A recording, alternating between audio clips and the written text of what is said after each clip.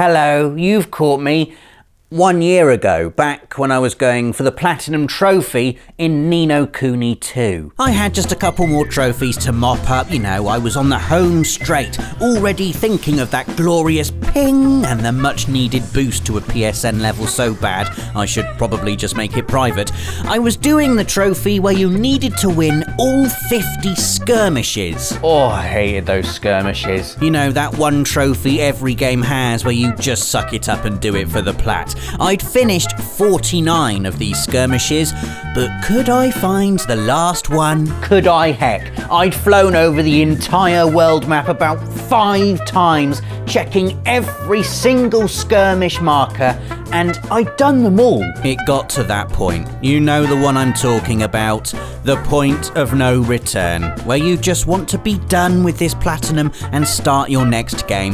The point where you swallow your pride and look at a guide online. And don't tell me you've never done it, because I don't believe you. And besides, there's nothing wrong with looking at online game guides, is there? I mean, it's not like they play the game for you. Anyway, I looked at the guide, did the last skirmish, earned the platinum, job done.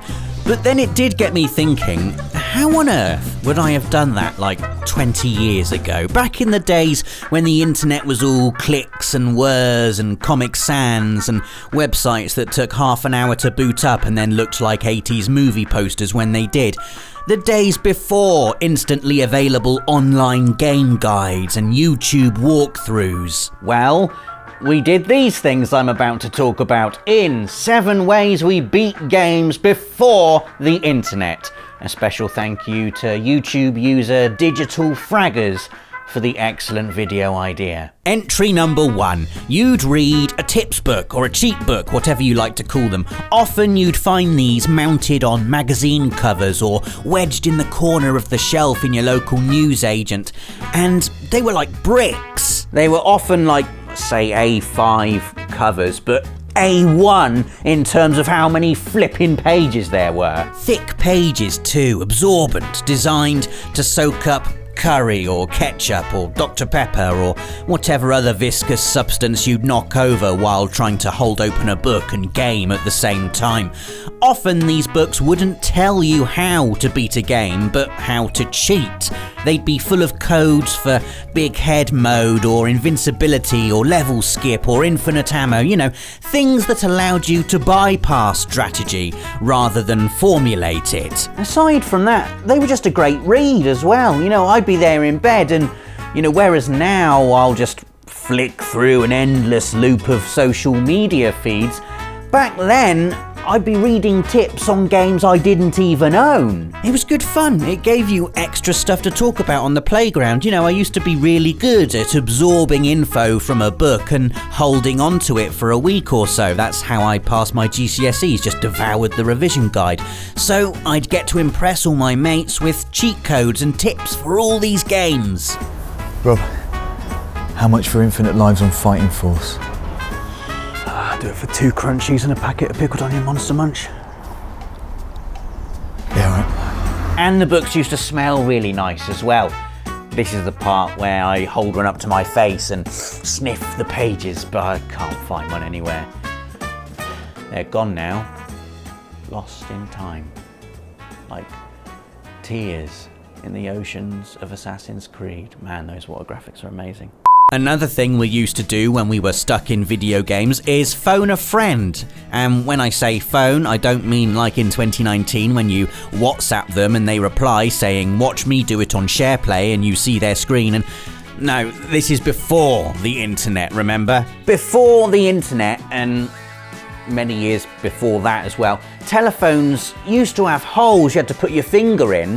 I couldn't find one of these either. And you had to physically dial the number. Then the receiver of the call would pick up an earpiece and a mouthpiece and say something like, "The Pearson residence," or "Hello, who is calling?" Or they'd do that weird thing where they'd repeat their own number, like 01245743595. Yes, that's the number I wanted. Anyway, if you were the one stuck on a game, you'd probably end up ringing through to your friend's parent and have to go through the tedious rigmarole of pretending to care how they were. Oh, hi Mrs. Pearson, how are you? I'm very well, thank you, David. How are you? I'm very good, thank you. Can I speak to Robert, please? Of course, I'll just go and get him. I suppose he told you about our new bathroom. We've just had it fitted. I tell you what, I know it's a bathroom and I know it's silly, but it's absolutely gorgeous. I think I'm going to be spending a lot more time in there, if I'm honest with you. The floor is a lovely slate grey. We've got a heated toilet seat. I've never even heard of such a thing.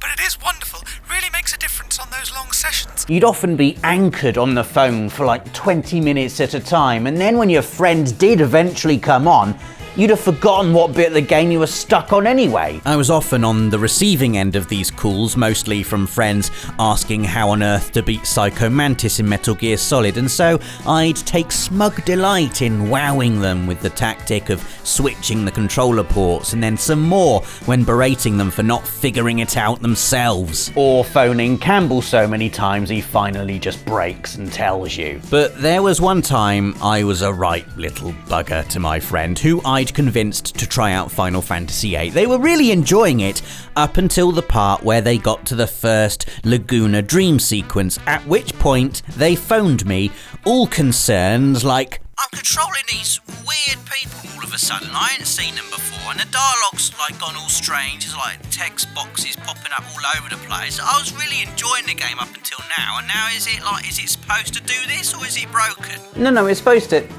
not do that, no.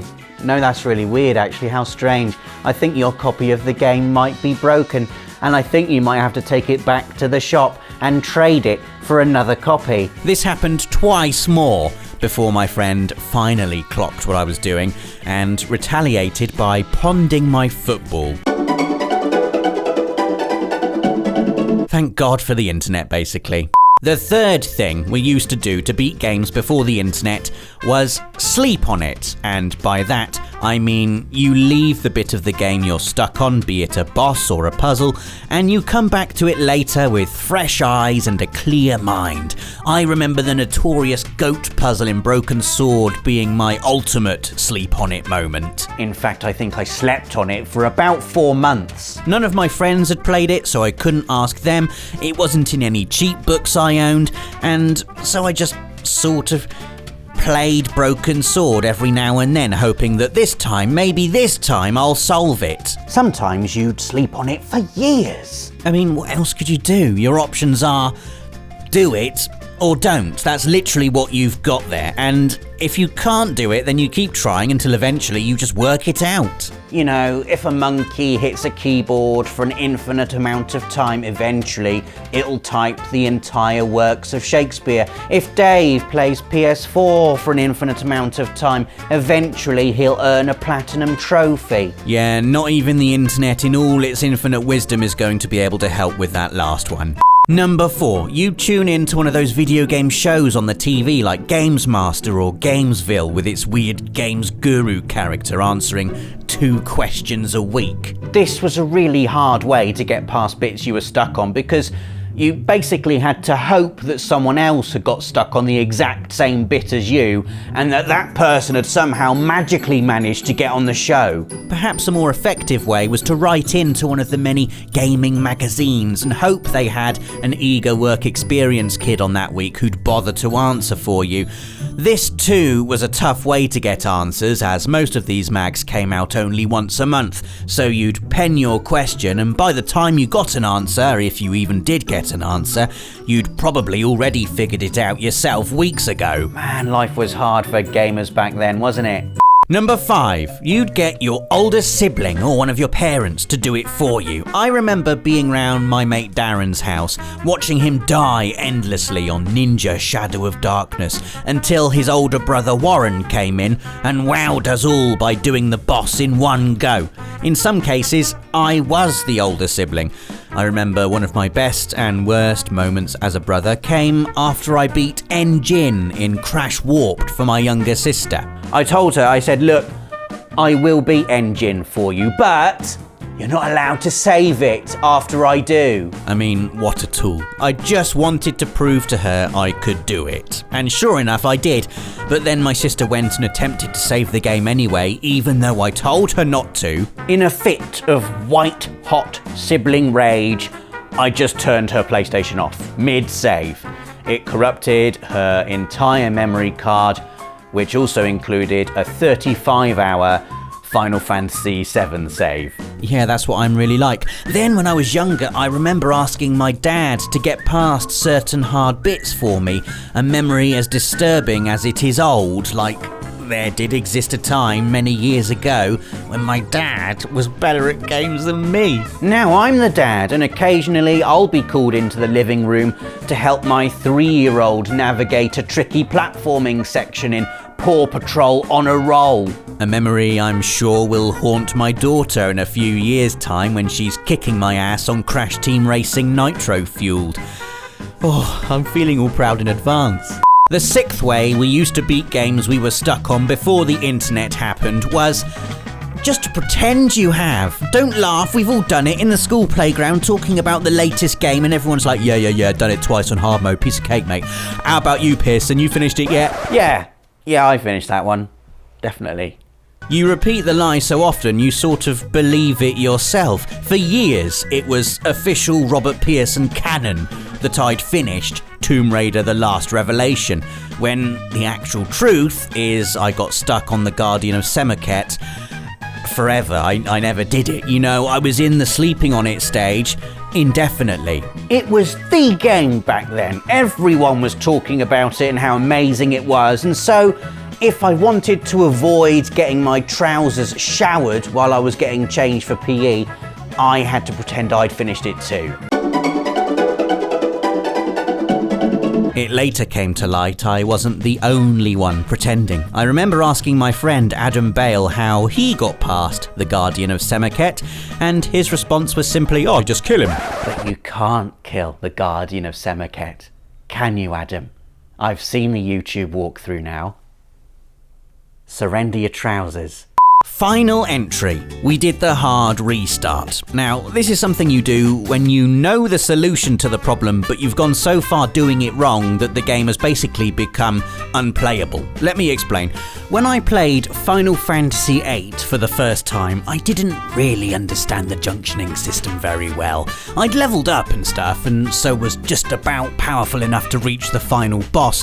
But then Ultimecia destroyed me. No joke, I had Squall's default revolver gunblade, I had Quetzalcoatl, Shiva, Ifrit and a few other basic GFs, and 67 fire spells junctioned to my hit points, like a revolting noob. I fought bosses by spamming GFs at them and throwing potions until they died. Ultimecia just blasted those GFs away. I couldn't get past Griever's Shockwave Pulsar move without getting wiped out. I had no defense. And so what I did was the hard restart. I knew I wasn't going anywhere, so I started the game again from scratch.